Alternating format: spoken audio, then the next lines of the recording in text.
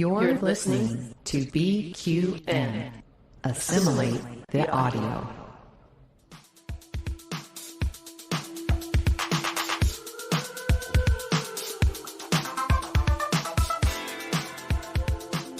Welcome, listeners, to another episode of All Good Things, a Star Trek Universe podcast here on BQN and the Fandom Podcast Network. I'm your host, Christos, and with me today is almost a full house. We have Mark, Kelvin, and Kristin.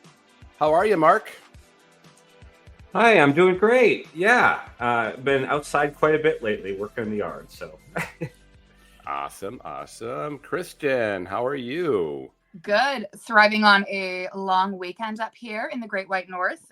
It is our little country's birthday this weekend. So Canada turns something on Monday. It's your country's birthday, and is it technically ours this week too? I mean, 4th of July, is that, it's... I think so. Isn't it the Thursday? Yeah, it's Thursday here. So I got a random Mm-hmm. holiday in the middle of the week. Yeah. Kelvin, how are you? I am very good. Apart from the fact next door's dog has just started barking uncontrollably in the backyard. So hopefully you can't hear that little rat taking over the airways. But yeah, no birthday celebrations for the country here. We remain ancient and historic. Yeah, just kind of like it's a reminiscent of the day we left you. I know. I mean, we left, but we kept really good contacts. The special relationship. We do. Exactly. We're still connected through the Commonwealth.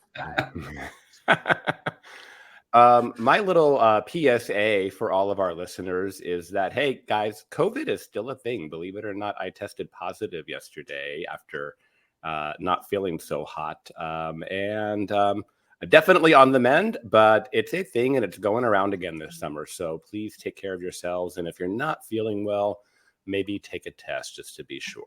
And get your booster if you're called up for a booster vaccine. Yeah. I mean, the fact that I've gotten it, and I think I started feeling bad Friday night, and this is Sunday morning, and I'm definitely on the mend. I think it's great proof that, the vaccines and the boosters are helping, because the first time I had COVID, I was down for the count for over a week. Great joy and gratitude. Listeners, Great Joy and Gratitude is the segment where, when we don't have new Star Trek to talk about, we move into just sharing a quick little great joy and gratitude of what's making us happy about Star Trek this week. So, Mark, why don't you start us off with what's got you going about Star Trek this week? So this is not Trek related, so much apologies. But I do have mucho great joy and gratitude to be thankful for. Since this is a story, it's going to be a quick one. Since we got the house, I've kind of wanted to get some like white birch trees. I think they're gorgeous. And all spring I was looking for them and I couldn't find them. They kept selling out at all the garden centers. I was like really annoyed.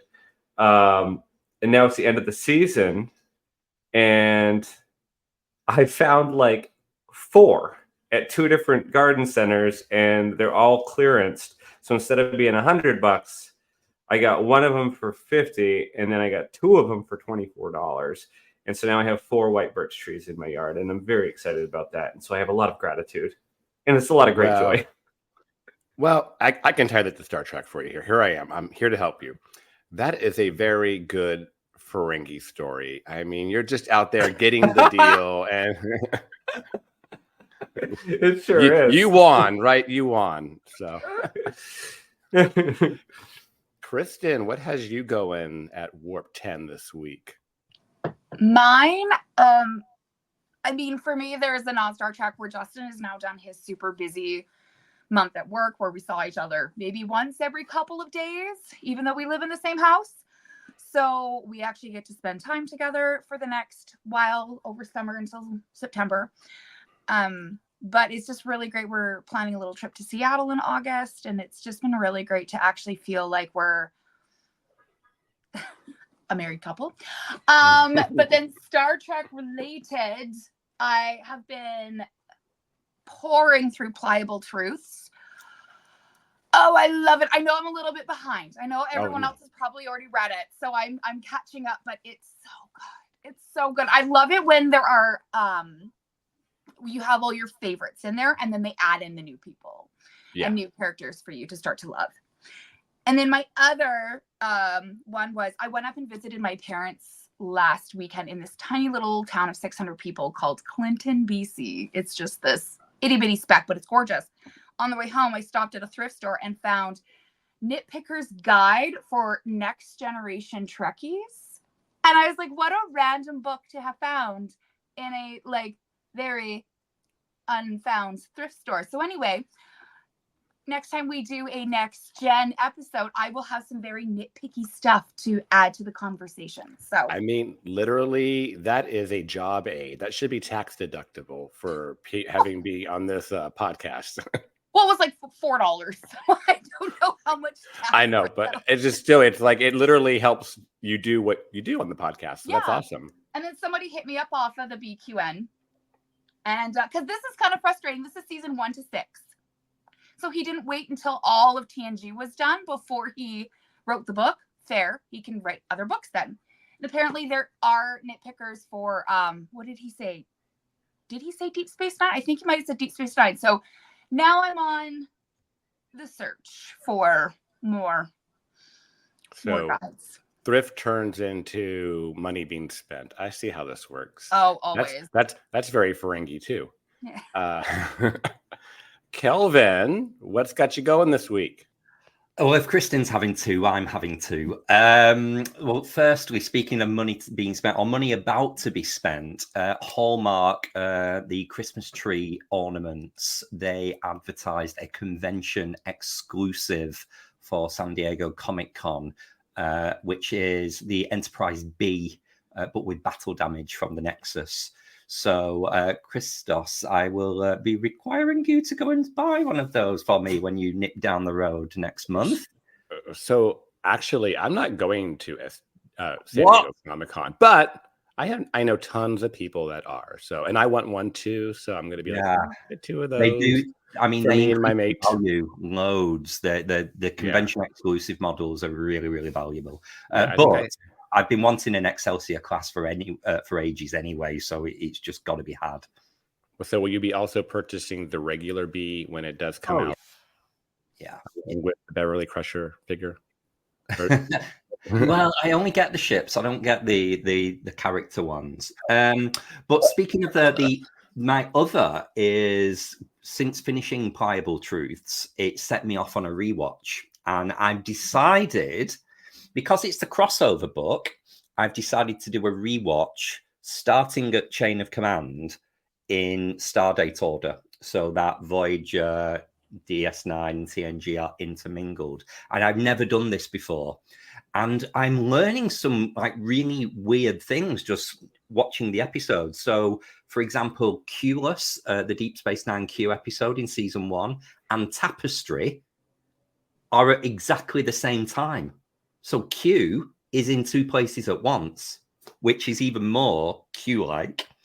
And then when Q puts Dr. Bashir to sleep in Qless, the next episode, chronologically, is Birthright Part 1, where Dr. Bashir is on the Enterprise D. So he wakes up and goes aboard the Enterprise. So I'm enjoying the stories more together, and I'm looking into things a lot more. And even a guest star one, so Captive Pursuit from DS9 Season 1 and Face of the Enemy from TNG were pretty identical star dates, and they both featured Scott McDonald as the main guest star. So and Tosk. So in essence, he was on 2 episodes at the same time. So it's just really cool watching them in this manner. It probably would lend itself that, like, hey, John Delancey and Scott McDonald and whatnot, they were contracted, they were in, and they probably filmed those back to back, even though they were on DS9 and TNG. But, you know, hey, you're here. We got you. I got something for you here. I got something for you here. Yeah. So, Kristin, I recommend when you finish the book, watch Deep Space Nine and TNG in order as you can just Google Stardate order. It's out there, and it's really fun. That is amazing. I love that. That is exactly what I will be doing. Also, don't we have more new Trek books coming out this summer? Yeah, there is a DS9 book or One no July. TOS. One of there's another one about to come out. And then there's the comic books that are also, or graphic novels that have come out as well. We're getting so much new content over for reading, which is great because Beta Oh! canon. I have one more great joy and gratitude I need to give, and it is to Justin. He got me US Netflix so I can watch Prodigy. Hey, you'd like jump ship into mine now. Oh, I'm so well. No. We'll just tie that together because that's awesome. Hey, guess what, everybody? Tomorrow's July 1. Yeah. It's literally Prodigy Day tomorrow. So Yeah. Kristin will be watching with us. That is amazing. Thanks, Justin. Thanks, Justin. Love you. Mhm. All right. So that is one reminder. That's kind of crept right up on us too. It's oh, tomorrow's July 1. And I just happened to be working from home. What a coincidence. What a coincidence. I feel like And it's I have the Muriel's day wedding. off work for a holiday. I know what we'll be doing. Oh, perfect. Should we do a watch? I'm going to have electricians here, so they'll probably be turning off my power, actually. Okay. So it'll probably be a late in the day thing. Okay. All right. So my other great joy and gratitude is also, once again, because time is kind of in theme with my other one here, is that time is moving very fast. And 2024 is blowing through, and we are just about 1 month away from STLV. That kind of blows my mind because it feels like it is months away in my head, and it's really just one. So looking forward to seeing Trek people there. I feel like, am I the only one in this party here that's going this year? I'm certainly not this year. Yeah. Mark, are you going? No. And Kristin, no. So, it's me and Amy. Kelvin, would you like to introduce today's topic? Certainly. Today we are continuing with our Transporter Malfunctions Part 3, where we are doing a deep dive on Enterprise Dedalus, which is from Season 4. So as a quick synopsis, the inventor of the transporter system claims he has found a new way to transport people over far greater distances, possibly even making starships obsolete. The Enterprise travels to a remote part of the star system to test it, and things start to go wrong. Ooh. Bum, bum, bum.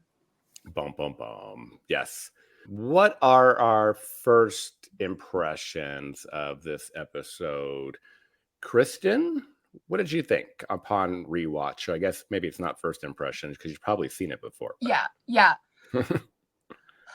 I mean, I liked it. Overall, I enjoyed it. I know it's not everyone's favorite of Season 4, but I always find these episodes where they really tap into the human condition, and in this case the idea of a parent burying a child and how absolutely impossible that must be. I can't even imagine how hard it would be. I'm not a parent myself, so thank goodness I've never had to deal with that. But I think that this really looked at the fact that parents will do anything for their children, and they will break rules, they will go against other people in their lives, they will put other lives at risk if it means potentially saving their child. So I thought it explored that very well, and I also enjoyed that in this you could very much see the early 2000s fashion. I don't know why. I just thought that really funny because in the 90s, I remember watching TNG thinking, is everyone going to wear these weird clothes in the future? But Discovery, the civilian clothing is still quite nice. I don't mind it. Yeah. Nice. Mark, how did you feel about your rewatch? So this kind of reminded me of a couple of different Star Trek episodes from two different series. So in the original series, we did meet Zephyrin Cochrane in an episode. And so it kind of set up things that would come for that character. And then, honestly, Strange New Worlds, I was struck with this at first. The Season 2, Episode 8 episode, Under the Cloak of War. What reminded me of this episode and that episode was sort of the moral ambiguity, and sort of it's left up to the audience where you land morally on this very touchy subject of like he's, you know, going for broke trying to save his son no matter what the cost. And then sort of, you know, with Under the Cloak of War, you know, you have the Doctor and some other characters sort of battling with, are we going to work with this person that, you know, we have hated and fought against? And then, you know, so what happens at the end and how he dies, sort of where do we land on that? How do we feel about that? Because he was a war criminal. So yeah, there's a whole lot of heavy subjects, and the audience members left to sort of figure it out on, you know, both those episodes. Good point. And there's a lot in what you just said, and a lot of that's going to get picked up in our trivia and continuity section later on. Kelvin, what are your thoughts on this week's episode?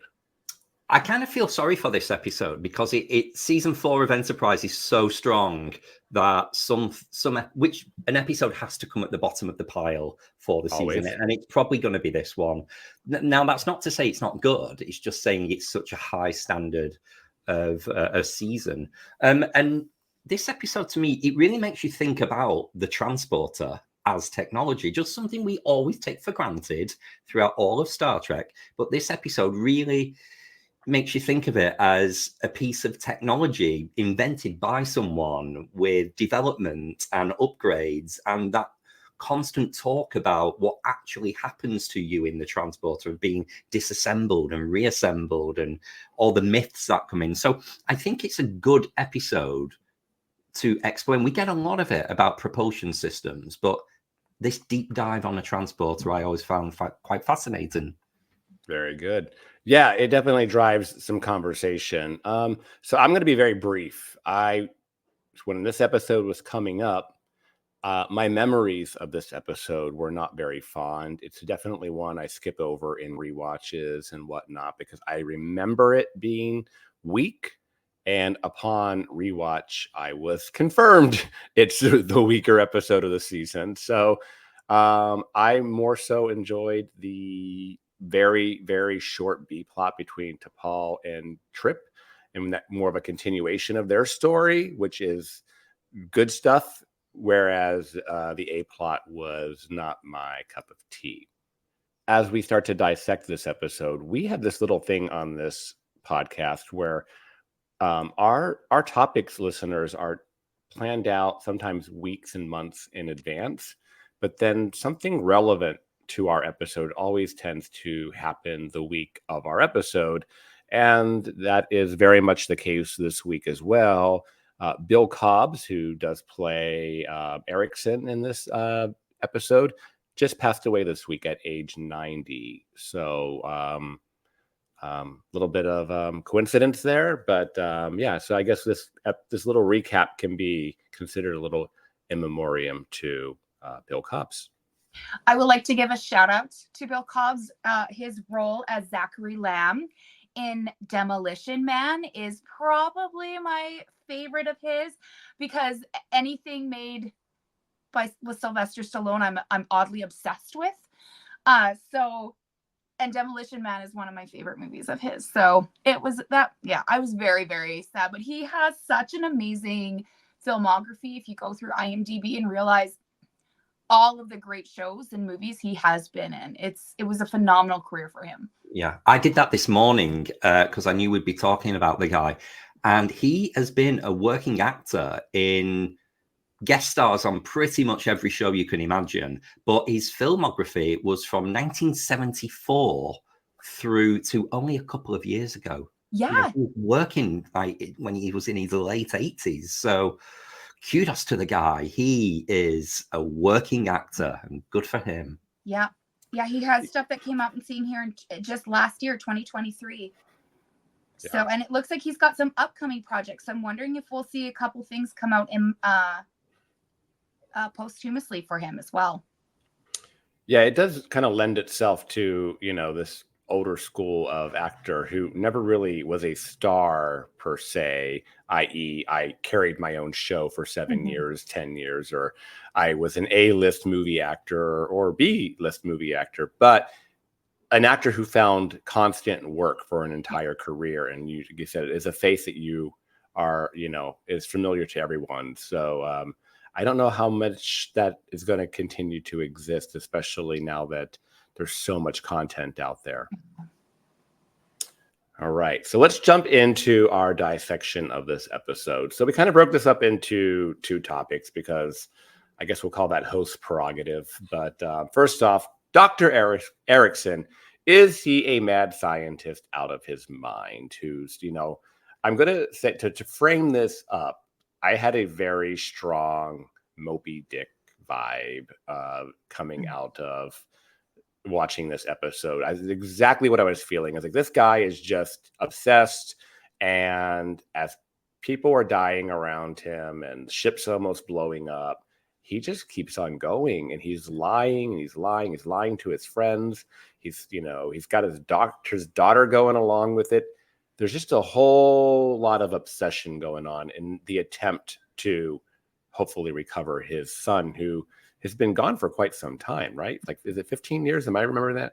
Did I something like that? Yeah. What do we think about that? Am I reading that wrong? I saw some nodding heads as I was talking. So, Mark, what do you think about that? I think he was driven. I don't know if he was insane. We've definitely seen some insane mad scientists. There was an episode of the original series, I think Christos and I covered. I don't remember the name of it. I'm bad with titles.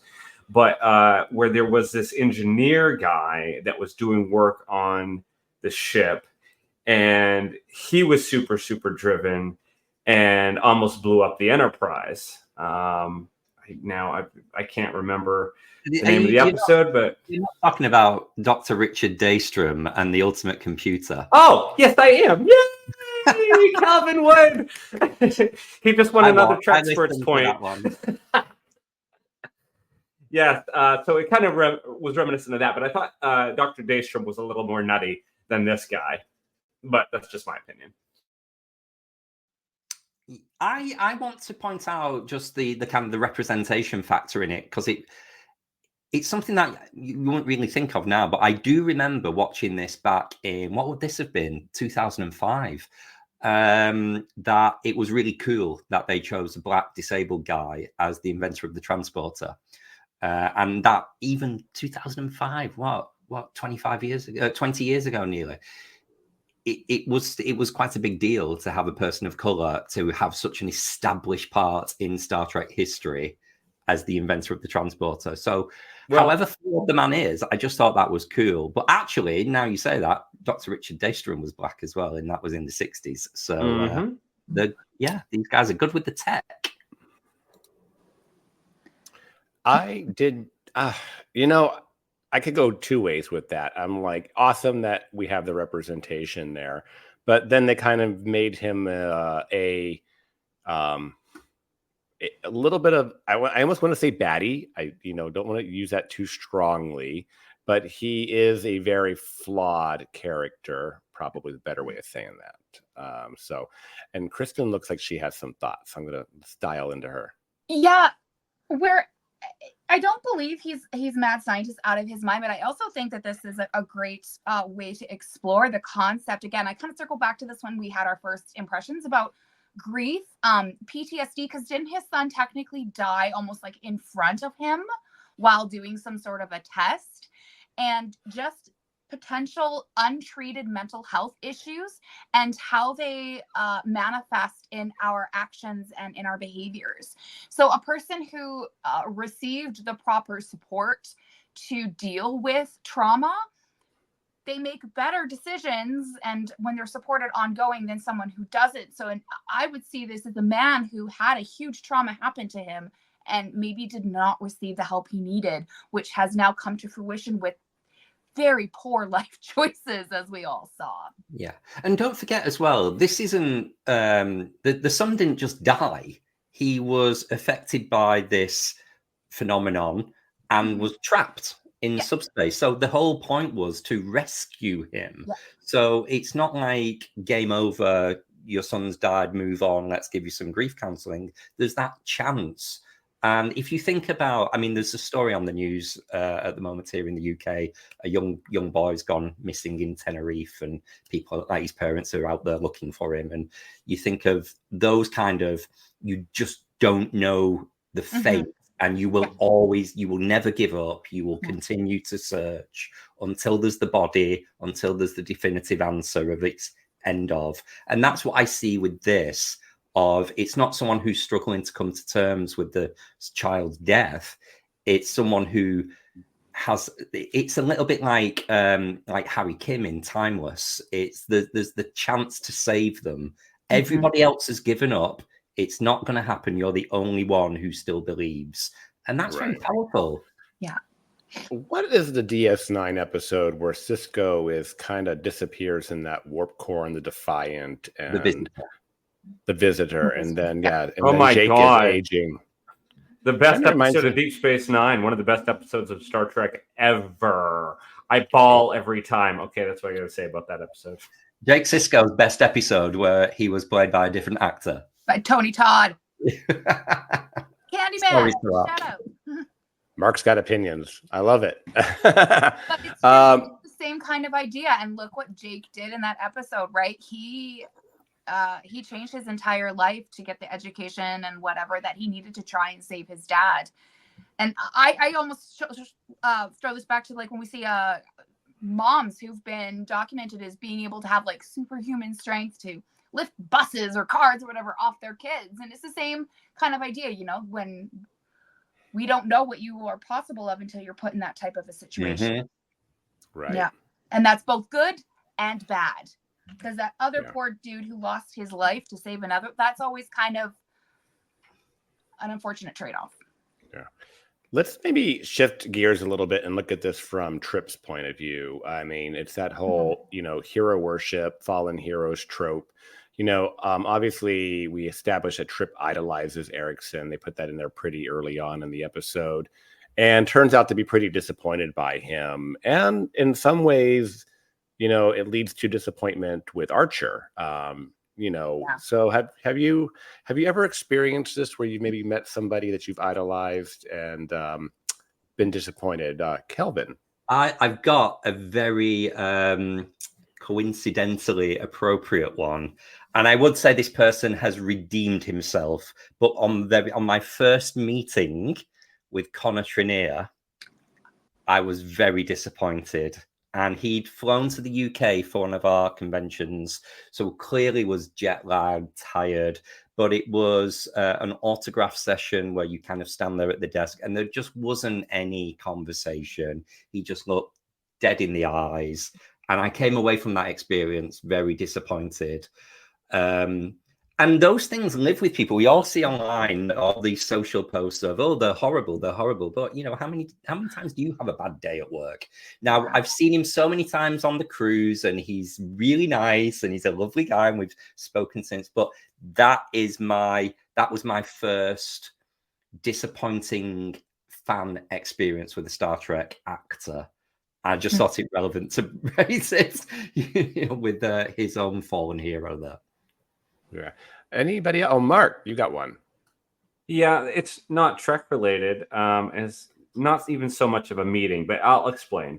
So there's this band, and they're called Bright Eyes. It's like an emo group that I've been a fan of for a very long time. And about a decade ago, they split up. And I thought, well, there's my chance. I'll never get to see them ever play because they broke up. And then around the pandemic, they got together. They during the pandemic, they put out new music and then toured after. And I was like, wow, I have to see them.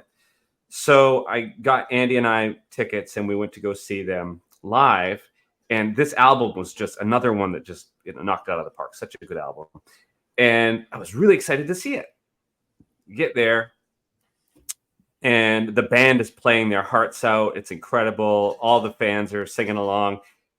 And then Connor is the lead singer, Connor Oberst. He came out and started singing. And he was trashed couldn't remember the lyrics to his own songs. Like, we were having to keep it going with the band. And it was just such a letdown because literally for 15, 20 years, I'd wanted to see this band. Well, yeah, probably 20. And that was my experience. I still had a good time. It was great. Like I said, the band killed it. It was fun being with other fans. But yeah, when he came out on stage and was visibly trashed, couldn't remember his own lyrics, I was like, okay, this is not professional. No. Right. Kristin, do you have an example that does not involve someone named Connor? Well, I think the one for a lot of Star Trek fans. Oh, I just realized that. Touche. Oh, goodness. I think the one that's hit a lot of Trek fans is that Shatner is not a pleasant person. And I think I was talking to Scott, and he was telling me from the cruise, and hi Scott, I love you. He was telling me about the time that he paid for a Shatner and Nimoy photo together. So that could not have been a cheap photo op. And he showed me the photo, and he's like, Shatner would not shut up for the photo. And so Shatner's mouth is like opened into skew in the photo. And he's like, he wouldn't stop talking about himself the whole time that I couldn't just get a photo. And I think we've sort of seen, unfortunately, we've seen that reinforced time and time again on the cruise and in other things where it's like, dude, you're just, I don't know, not what we expected.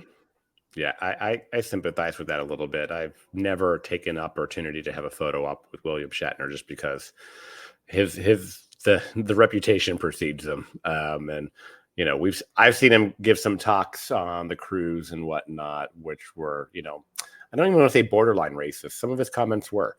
They were. I think I know what one you're talking about. Yeah, you were on that cruise with me, so it was overtly racist. It was overtly racist. Yeah. Yeah. So I'll just let him be Captain Kirk, and we'll leave it at that. I don't know that I have a strong one, but I did meet Jane Fonda once, and she wasn't that into it. And my favorite movie of all time is not a Star Trek movie. It's 9 to 5. And I have completed the trifecta of meeting all three lead actresses, but the Fonda was my least favorite. Kristin looks shook. Oh, that's such a good movie. I'm totally on board with you with that just being an epic, epic film. Yes, it is. It is. Has a lot to do with who I am. I quote it incessantly. All right, let's get back to our episode here. Kelvin, you want to talk a little bit about the daughter in this episode, who I feel like it's like effed over the most? Yeah, I think this is very sad, and it's something I think of a lot as my parents get older. Something I'm afraid of, actually, something I'm dreading having to kind of take on that carer role. And it was handled very directly in the scenes between Danica and Archer, that she has basically put her life on hold to care for her aging father. And you could see the great sadness within her. I think the actress did a fantastic job. But it's just so common. It's out there. It's in every family, you know, and maybe it just highlights the way I am, but I just can't see myself taking on that role with my parents. You know, they'll be shipped off to Shady Pines. But I just have so much respect for people who do that. And I know that it is difficult when you've got to hold down a full-time job. Features and facilities for carers are not great. So yeah, it saddens me. And I thought it was an interesting angle to have Archer's old friend just wheeling her dad around, and was almost his conscience a little bit in the episode too. It's very interesting that you say that, because having a chronically ill mom, I was her caretaker when I was probably about in my early teens. And so she had back surgery, she got cancer, she had all of these problems going on. And so I was doing things like helping her with her showers. I was helping her with walking, making food. I was helping her with her medicists and all sorts of stuff. So I really felt for this character. I was lucky enough that I didn't have to I gave up my childhood, but I didn't have to give up like my career or anything. So I am at least thankful that by the time I needed to make that decision, I had been able to find other supports. But man, it's a very difficult role to take on. Yeah. Right. Yeah, I kind of felt for her, but it's also some of the weaker writing, and that's a kind of a theme with this A plot, is that the writing is kind of weak, and she just wasn't handled as well as she could have been. And there's going to be probably more on that as we go. Getting into topic 2, I'm going to try and set this up in a way that we can kind of all take a position and defend or deny it. So let's look. I'm going to give a brief overview. So Dr. Erickson, who is lifelong friends with the Archers, friends with Archer's dad, Archer grew up with Erickson's son. They were really good friends. The guy who's missing and we're trying to recover.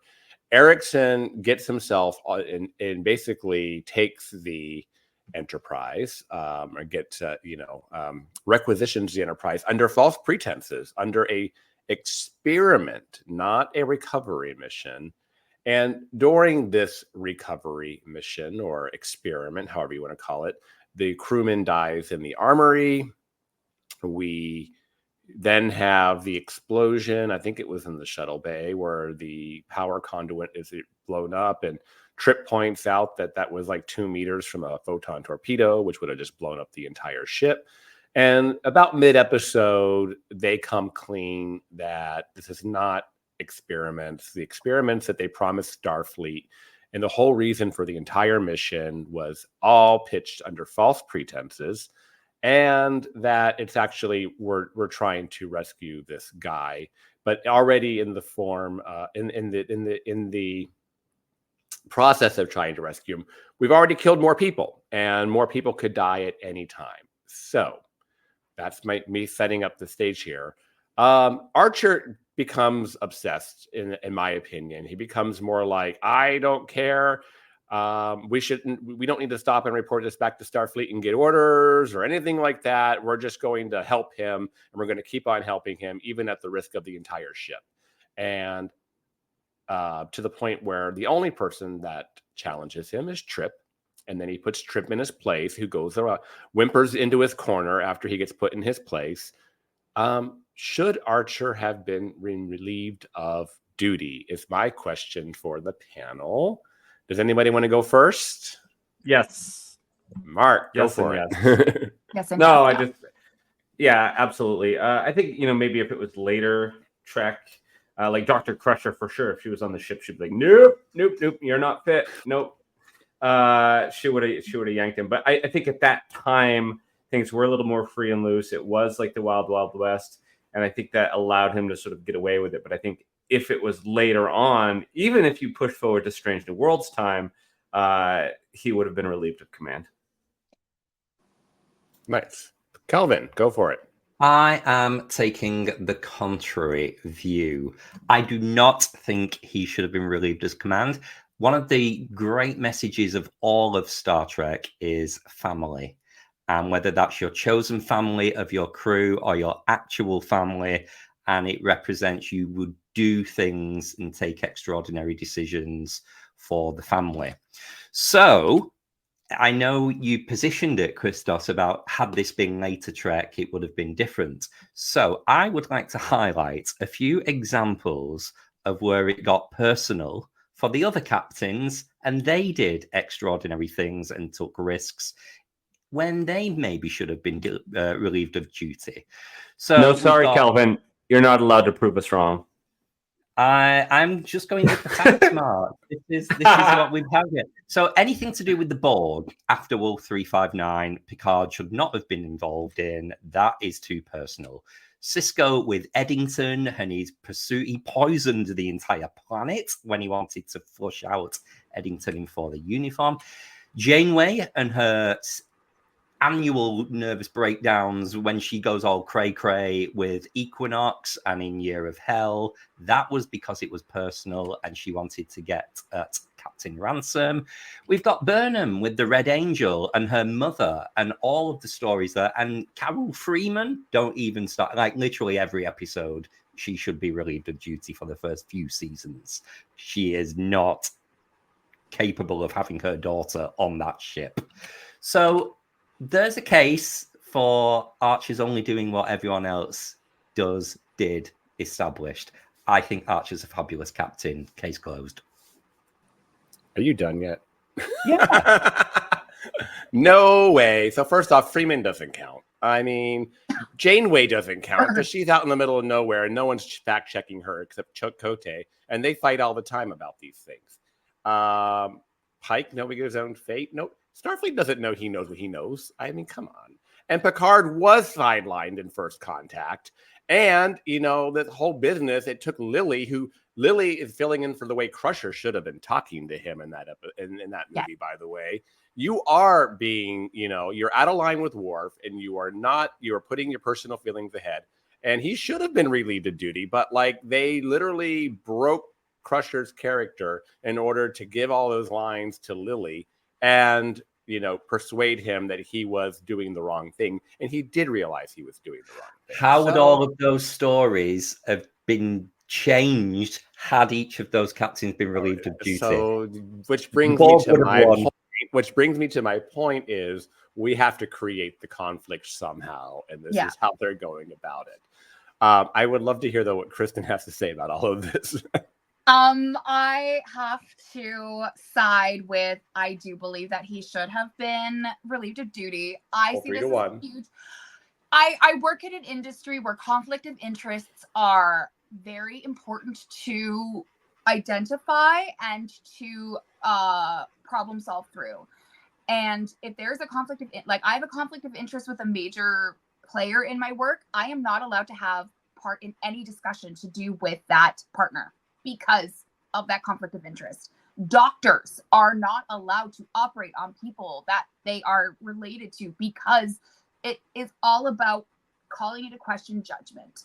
And I think that for me, this was very much his judgment was shadowed by his personal feelings, and there's no place for that. There's no place for that for both his own wellness and others. So I love Kelvin, but no, it's good, and it's good that we're having a fun debate. I love that. I feel like it boils down to he put the entire crew and the ship in danger over a personal connection unnecessarily, and that is a court-martial offense. So, but he's Archer. This is part of like why Archer's not one of my favorite captains. It's crap like this, you know. That's all I'll say. Mark, I am still Christos. I'm still with you, Kristin. I'm still with you.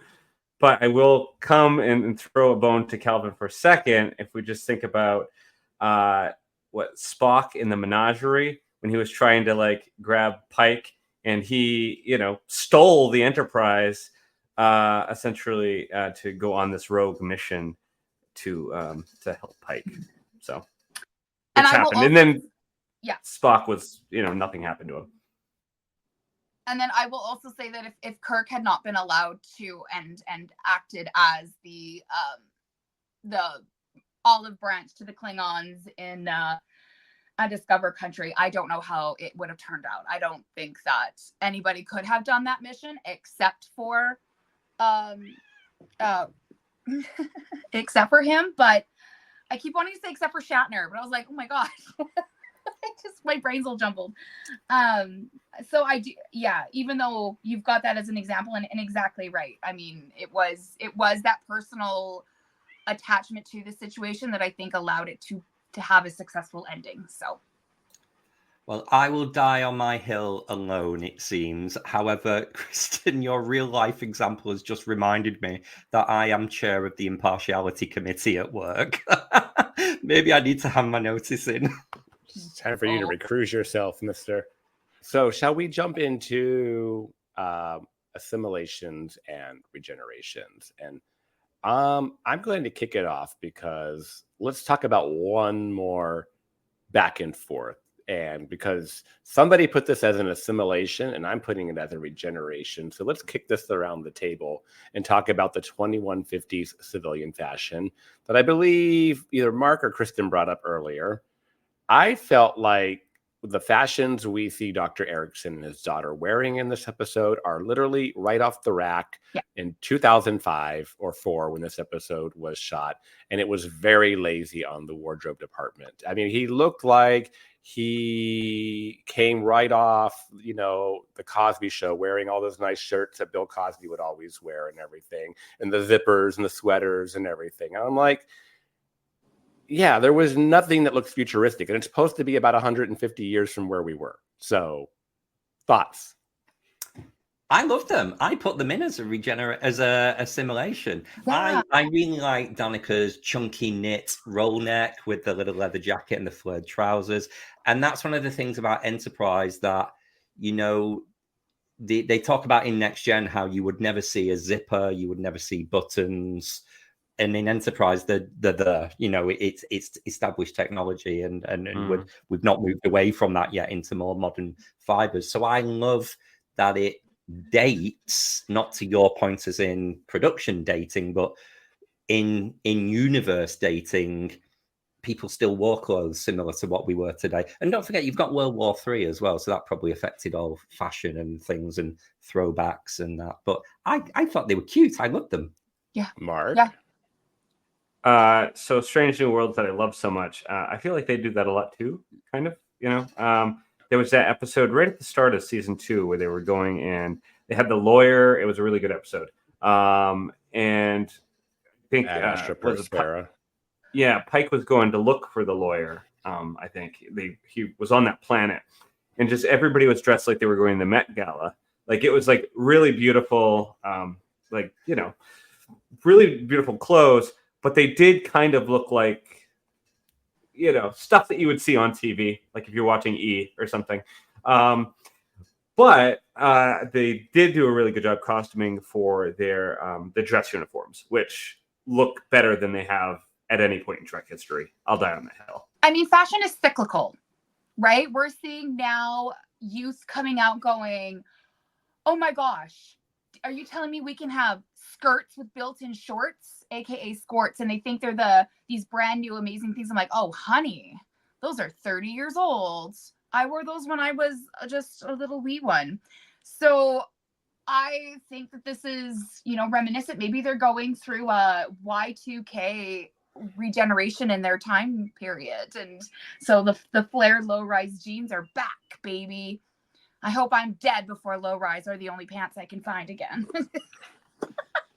Thank Mariah Carey for that theme. Oh, seriously.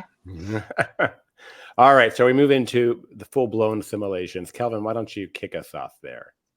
Yeah, I adore T'Pol. She's one of my favorite Star Trek characters, and she doesn't get anywhere near as much love as she deserves. And also Jolene as well. So her face acting, the way she reacts to things without saying a word, is amazing. And one of the beautiful things about T'Pol, I feel, is that vulnerability dressed up as Vulcanness. And the audience is always rooting for her to be a little less Vulcan and show the emotion and embrace Trip. So this whole conversation of, are you all right? Your mum's just died. And she's like, yeah, fine. You know, you're just wanting her to, you know, just embrace him. And you said it earlier, Christos, it's one of the better scenes of the episode. So that entire exchange, but in particular, Jolene and T'Pol, yes, really did it for me. Mm-hmm. All right. Mark, do you have any assimilations? Well, I'm feeling somebody's, I think. I didn't put it in here, but the references to Zephyrin Cochrane drinking, I got a big kick out of that because, you know, obviously it's a callback to First Contact and how the fun scenes, of course, with, you know, the Troys or Riker and Troy. That was great. Awesome. Yes. There were some good things in this episode. So now let's move on to. Oh, I've got one. We've got one. We've got one. So sorry. I wanted You're to great. I would love to give props to the special effects makeup in this episode, because the back prosthesis, and then when the poor dude's face got melted, that was really impressive makeup. When she put that long needle right into his spine, I recoiled, and that's when you know it was done effectively. So props to the makeup department for this episode. I thought it was really good. Was Westmore still in charge of makeup in Enterprise? Yeah, he would have been. Yeah. Oh, okay, so there you that go. makes sense then. That makes sense. Yeah. Okay. All right, so we'll move on to regenerations. I'll take the first one because it's mine. Like this whole idea of being able to transport from planet to planet, doesn't this not first, but don't we later see this in Star Trek Into Darkness, which is also jumping universes, but we do see this idea of people beaming from Earth to, I think, the Klingon planet, right? Yeah. Into Darkness. Mhm. And I remember us all being like, you can't do that. We were all pissed off about it. Yeah. I'm going to take one. I mean, they're still dealing with the fallout of the Vulcan arc. So T'Pol's reading the Kashara. She's just had her mind meld, and they've cured her, in inverted commas, of the Panar syndrome. So if you remember the season 2 episode Stigma, it was the AIDS allegory episode, and I'm a huge fan of that episode. I believe it was done well. So the fact they unpicked it so easily, I feel really dilutes the message of here's a regular recurring actor with a serious health condition and is living with it and is a positive role model. Not even the subject matter of the episode Stigma of not giving healthcare to a undesirable cast. But the way they just kind of, you've had a mind meld, you're fine now. Oh, everyone all over Vulcan is now getting their mind melds. And so it to me, it dismisses the AIDS allegory that they tried so hard to do. So it's a regeneration for me. It feels a little bit revisionist. I don't like it. Fair enough. Mark, any regenerations? I don't know. I really like the episode. Hearing everybody say that it's the weakest episode of the season, I mean, it's a very different episode for the season for sure. It's darker.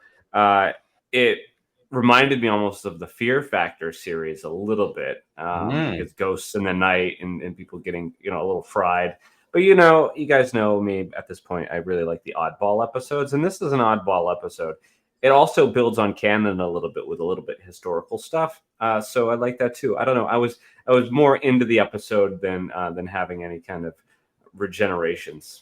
Circling back to the discussion about whether or not he should have been dismissed, or like Archer should have been asked to recuse himself.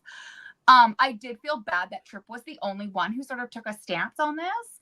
And when Archer's behavior started to really become a smidge unhinged, in my opinion, where was the Doctor stepping in? And, assuming that role that he's the only one who would have been able to actually dismiss the captain. He's the only one who outranks the captain. And I'm sitting there the whole time. I'm like, come on, Phlox, let's go. What are you doing? So, yeah. Yeah, I mean, that's where I was more so upset because like even Trip wasn't wrong. And for Archer to like beat him up, not only to like kind of beat him up over it and become such a dick about it, but then we don't even get an apology from Archer to Trip later. And that's, I feel like, a really big flaw in the episode, considering they're pretty tight, as far as being friends too. I just, I didn't like the whole thing. Let's see here. Kelvin, why don't we talk about the fact that Mayweather and Hoshi had no lines? Come on. Yeah. I mean, it's really weird, isn't it? We go on about it so much with Discovery and the secondary crew who are kind of just like glorified extras. This was not the case back in Enterprise. It's a full ensemble piece. But there is, like, I think maybe 1, 2 at the most bridge scenes. And there's just a scene where you have camera on Mayweather and his beautiful face. And all he gets to do in the episode is look over at Hoshi and then look back. And she nods. And it's like, wow. I mean, what's the point of going? I mean, great, they got paid a fortune for doing nothing that week. Good for them. But yeah, they should have at least had a little bit more to do. Definitely. Yeah, it's the show had its issues, and as we jump into trivia and continuity here, I think the first two here on the list that we have will kind of explain a lot of how we're feeling about this episode. So to kick off trivia and continuity, Kristin, do you want to take the first one? I would absolutely love to, Christos. Thank you. So Manny Koto, who is the executive producer of Star Trek Enterprise, believes this episode to be one of the weakest of Enterprise's final season. He's quoted as saying, "I wasn't pleased with the way the script turned out or with the final production. It was just a flawed episode." And unfortunately, this is reinforced in the IMDb ratings, where the only episode that is lower than this one is the final episode. So that's not saying much. Well, that episode is infamous, and Manny Koto also was the showrunner for season 4. So I mean, there you go. But it's funny, I've seen this happen time and time again when we do this show. Speaking all good things, this show, not Enterprise. Some of the episodes we've had to do have been some of the ones that are controversial, where they're not everybody's favorite. But I find as we dissect them and we look at them through a different lens, we find a lot to really actually like and enjoy. And I'm finding that with this one, if people just didn't look at it as like, shoot 'em up, pew, pew, pew, whatever, there's actually a lot to take in with this episode. So yeah. It's very observant of you, Kristin. That is what we try to do here on All Good Things, is try to find something like about it, as they say. Kelvin. Right. Okay. Well, fellow executive producer Brannon Braga also criticized this installment, calling it kind of a dreadful episode. Ooh, harsh. Goodness. He went on to say, "All I remember is it just turned out terribly." Wow. That's a pretty bad burn there. Oh.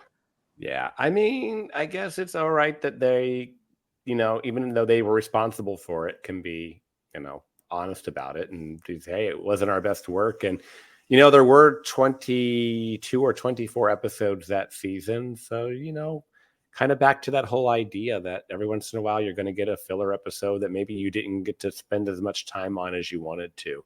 Yeah. Because you're cranking them out so fast. Yeah. Let's see here. In a bit of irony, many of the misgiving critics had regarding this potential side effects of the transporter, as described by Erickson during a conversation, came true throughout Star Trek lore, i.e. transporter psychosis, clones and copies, etc., etc. So all the things that could have gone wrong. I had just watched the TNG episode last night. What's the one I'm scrolling and giving myself time to do this? Realm of Fear. Oh, yes. And Troy is literally with Barclay in her office and telling him, no, all of these things that you just said about the transporter, that's exactly what's happening to you. You're being torn apart into many, many, many pieces and reconstructed. You should be, it's perfectly okay to have misgivings about the whole thing. So not Deanna's best episode in counseling technique. No, not really. I think she was still enjoying her good tan that she got over that summer break. And also playing off this as well with when they were talking about all the public backlash about, the discussion of is the person that reforms from the transporter the same person that was taken apart. And I can't remember the name. I'll have to go look it up, but there is a Star Trek graphic novel that actually goes over this whole situation, and there are protests and everything about using this technology. And that is their biggest point for them, is you're disintegrating one person and making another, and that their argument was it was not the same person. Agreed. Which is interesting. I honestly, for one, I hope we see Transporter in our lifetime, because that would make getting to see all of you much easier than taking a plane. Transport my ass to bed. That is a line from a little comedy script that I'll have to tell you guys all about at another time. Perfect. Kristin, can you get us on to the next one? Yeah. Dedalus. How do you pronounce this? Sorry, just a real. Is it Dedalus? Yeah. Dead. No, it's not dead. It's dead. Okay, whatever. This episode represents the first time that the inventor of the transporter has been officially established, seen, or mentioned.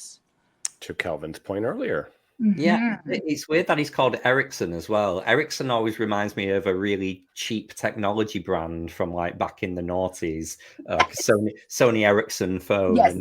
And it's like, oh, so transporters are an Ericsson. You can all tell we're people of a certain age. Absolutely.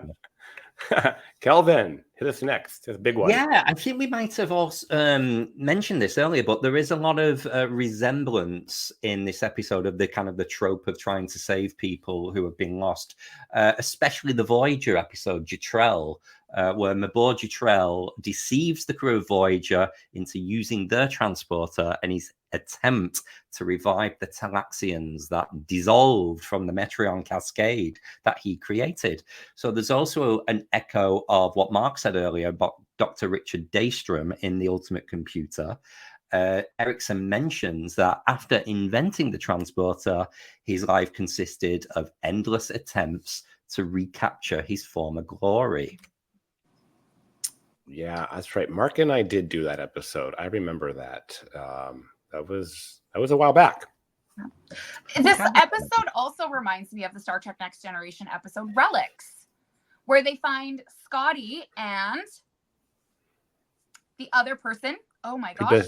Who doesn't make it through? Who doesn't make it through. And when they talk about when Phlox is talking about at the end of this episode with all the degrading of the stream and everything, that's exactly the same type of discourse that they used in Relics with the one gentleman that didn't make it off.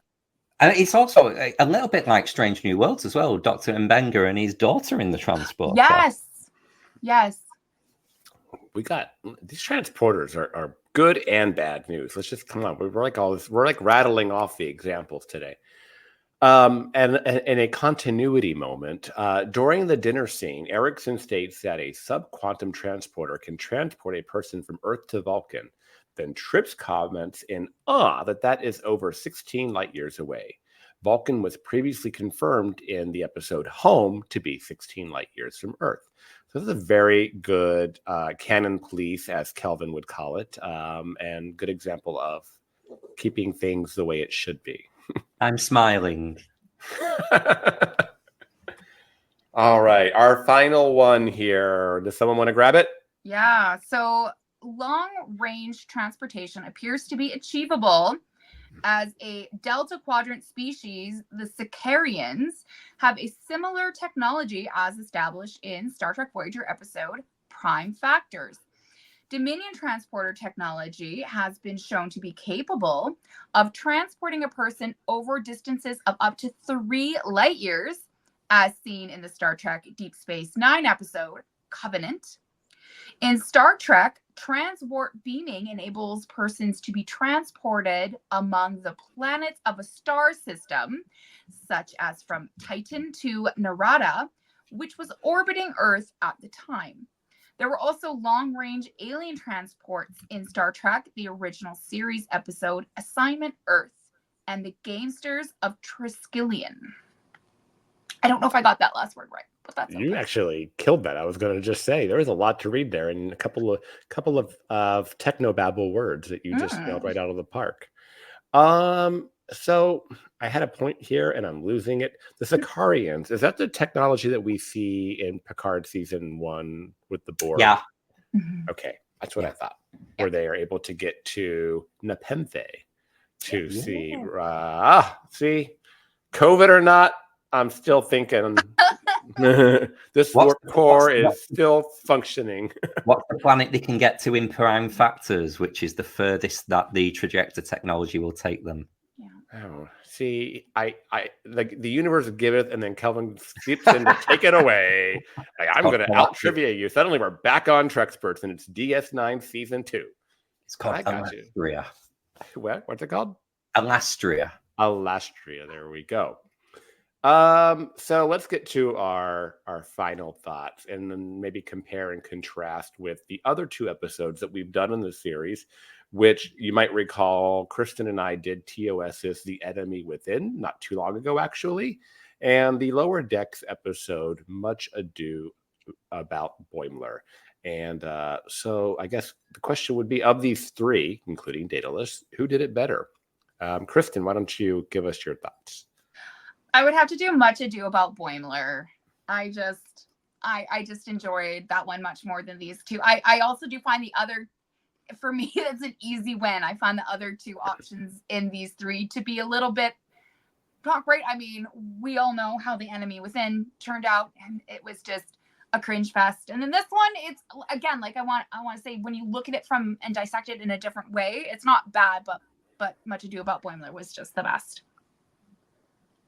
Nice. Kelvin. I think this is a good Transporter Malfunctions episode. But like Mark said earlier, it could have easily been a Fear Factor, or even in our Obsession series, if you look at it through that lens. So the fact it's a bit muddled in our series means I'm not going to choose this one. I am going to go for The Enemy Within that we've got so far. I know it's problematic, but it is still the original Transporter Malfunction episode that has spawned so many others in the genre. So sometimes the original is the best. Yeah. So I would almost argue that this episode is not a Transformer, Jesus. More than meets the eye. I'm apparently feeling like a Decepticon today. So I will argue that this episode is not a transporter malfunction as much as it is a transporter experiment gone wrong. And it never really was something that was, quote unquote, proven technology that was ready for prime time, as I love to say. Much Ado About Boimler is probably my most enjoyable of these 3 episodes, but it's also poking fun at transporter malfunctions, and that's what it's doing. So does it even count? Enemy Within, the rapey story aside, the original transporter malfunction and the way it splits Kirk into 2 people, I do think is some really good science fiction. So I'm probably going to pick Enemy Within for that reason there, not as an overall episode, but more so as I like the story mechanism, I guess.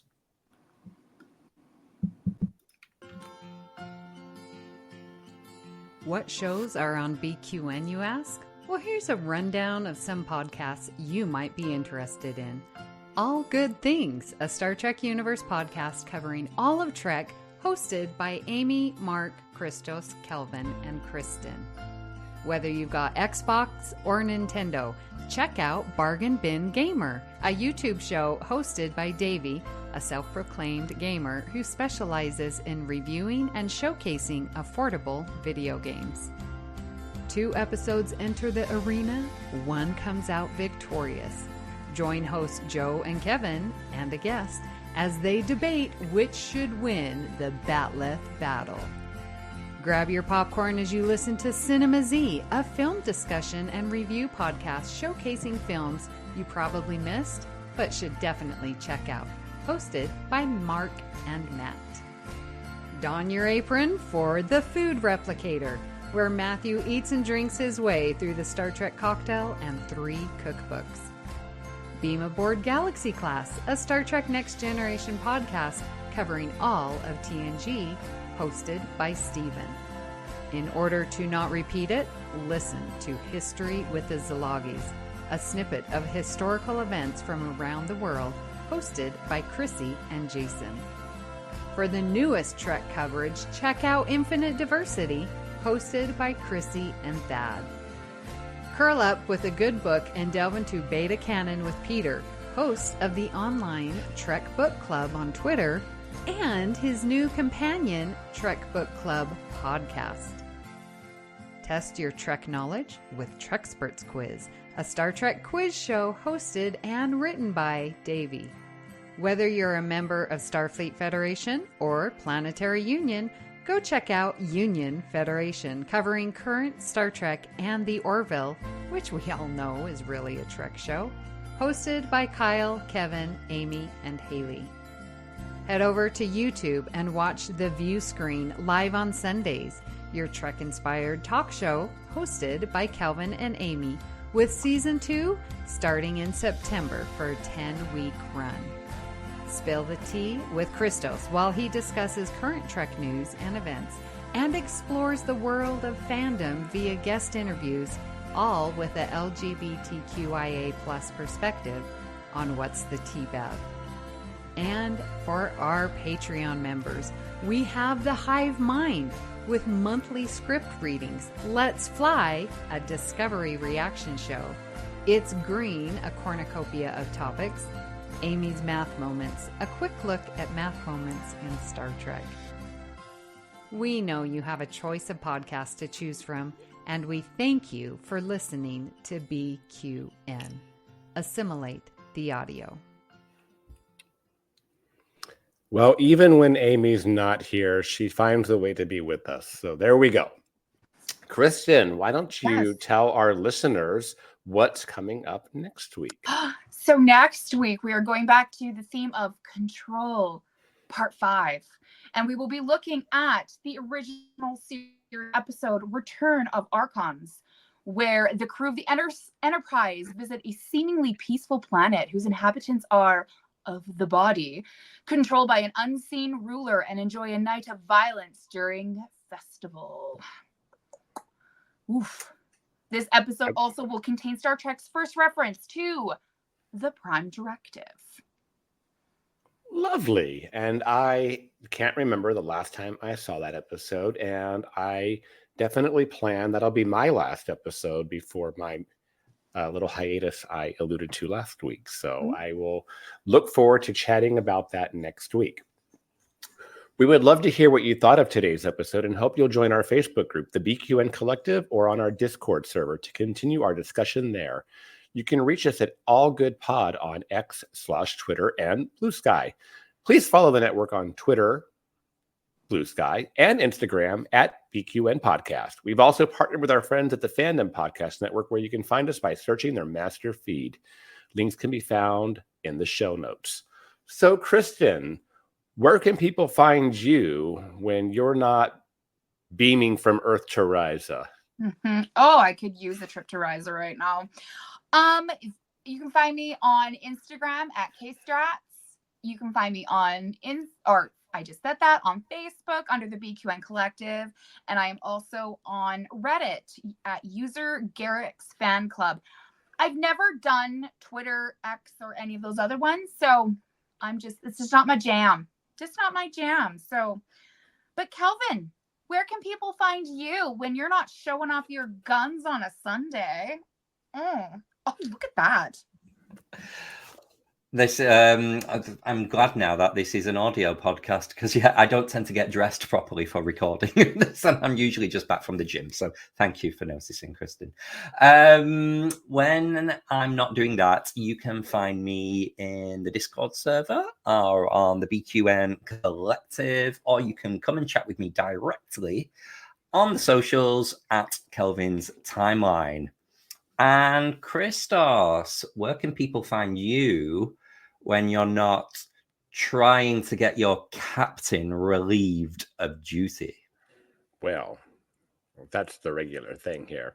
You can find me at the BQN Collective on Facebook, Discord, as we've talked about a little bit here. Kristin, you need to get on there. That's your homework for next week.